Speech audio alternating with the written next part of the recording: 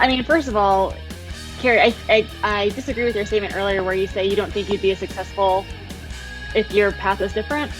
I disagree. I think you're so good at what you do in any realm that no matter what you would have chosen to do, you would have been successful. I mean, we're very lucky to have you in San Diego, and it's been fun to see how you've progressed in your career. And it's been fun to have somebody to talk to too on a personal level. So just thankful for that, and that we've gotten to know each other on a personal basis. But you were talking about, kind of the differences in the three areas that you lived. Do you have favorites of each? Do you kind of mesh them all together like you say, or? Yeah, there's parts of London that I miss, but London's a very angry place. Everyone's mad about something. I love the history. It's because of the weather? In the weather, something else. They're just too packed in. It's very, I used to think I missed London. I went back last summer. I thought, this is just so claustrophobic. There's so much concrete. The wind doesn't really blow. This is why everyone's so angry. So London, for the culture and the history, I miss being able to just pop into a museum that has just such a rich history, being able to walk down streets that look like they belong in a 15th century movie. Ireland is just, you can breathe a little bit more. People don't care as much about what you do.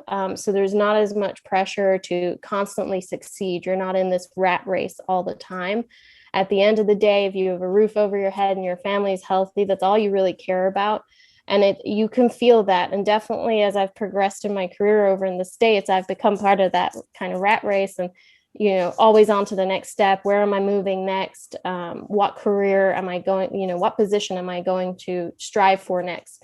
You just don't have that type of pressure back home in Ireland. So when I go home for a couple of weeks, I'm like, okay, now I can just decompress a little bit and realize that I don't always have to be chasing the dream. But then I get back here and I get very wrapped up in it, and I'm an ambitious person. And so I enjoy that there are people all around me over here that just keep pushing me to achieve.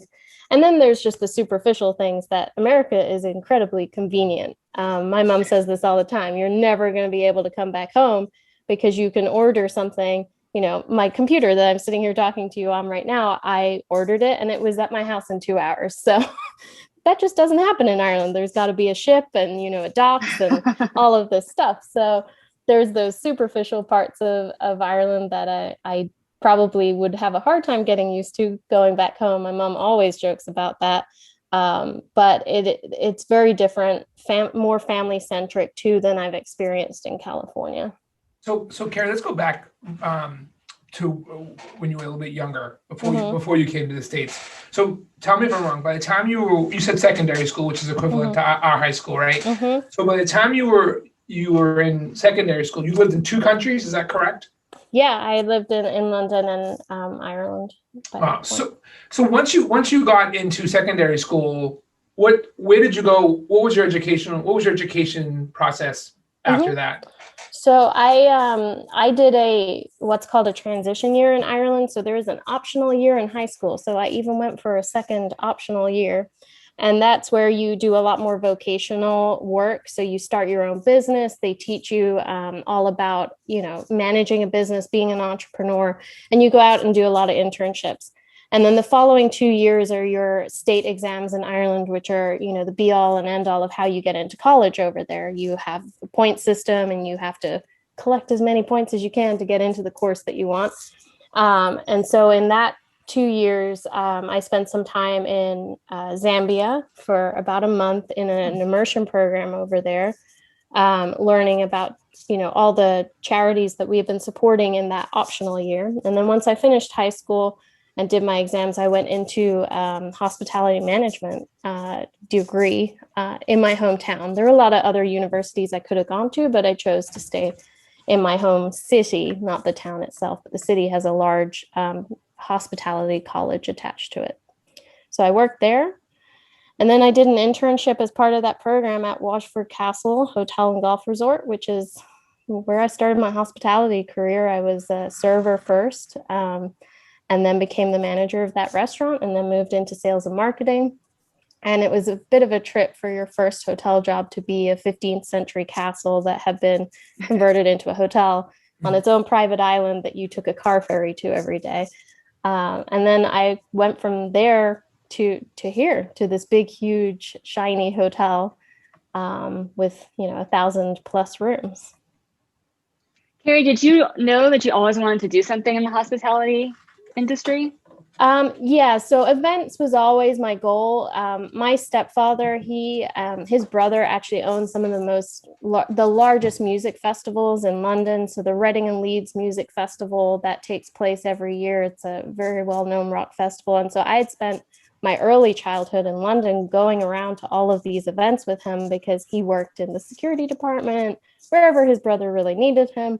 My mother worked in a lot of those festivals too, and in a lot of major nightclubs in London.